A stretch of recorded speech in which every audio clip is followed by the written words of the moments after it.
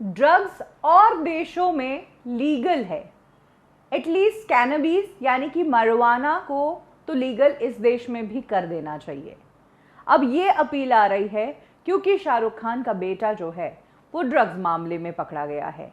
अगर कोई और पकड़ा जाता तो उसे नशेड़ी गंजेड़ी कहा जाता, लेकिन सुपरस्टार शाहरुख का बेटा है तो अब बॉलीवुड इंडस्ट्री से ही ये आवाज़ें आने लगी है कि ड्रग्स को लीगल कर देना चाहिए।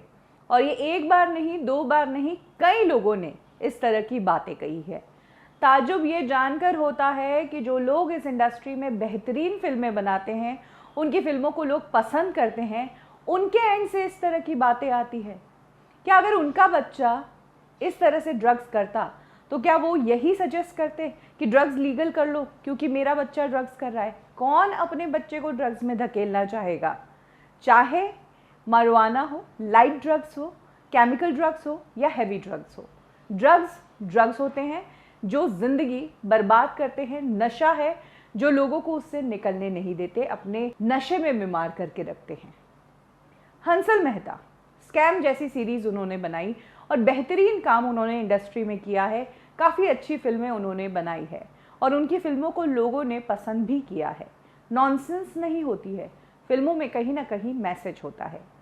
हंसल मेहता ने ही अब एक ट्वीट किया है जिसमें उन्होंने लिखा है, marijuana और कैनबीज कई सारी कंट्रीज़ में लीगल है और कई सारी कंट्रीज़ ने इसे डीक्रिमिनलाइज कर दिया है, यानी कि कोई केस नहीं बनता है अगर आप marijuana लेते हैं तो। हमारी कंट्री में इसका इस्तेमाल हैरेसमेंट करने के लिए किया जाता है और नार्कोटिक कंट्रोल ब्यूरो ये करता है। जैसा एक मूवमेंट आया था 377 को ख़त्म करने का, वैसा ही एक मूवमेंट अब कैनबीज को लीगल करने का भी आना चाहिए। देखिए हंसल मेहता ने कितनी बड़ी बात कह दी कि ड्रग्स को लीगलाइज करने के लिए एक मूवमेंट आना चाहिए। ये बात क्यों हो रही है? क्योंकि शाहरुख खान का बेटा पकड़ा गया है। बर्दाश्त नहीं हो रहा है कि शाहरुख का बेटा जेल में है और शाहरुख की इतनी चर्चा हो रही है। छोटे छोटे बड़े बड़े सभी लोग कह रहे हैं शाहरुख का बेटा नशे में पकड़ा गया। इसीलिए बॉलीवुड इंडस्ट्री वालों से ये बात बर्दाश्त नहीं हो रही, उनको चुभ रहा है। इसीलिए अब वो कह रहे हैं कि ड्रग्स को लीगल कर लो। कैनबीज ही तो है, दूसरे देशों ने लीगल किया है, यहाँ पर भी लीगल कर दो।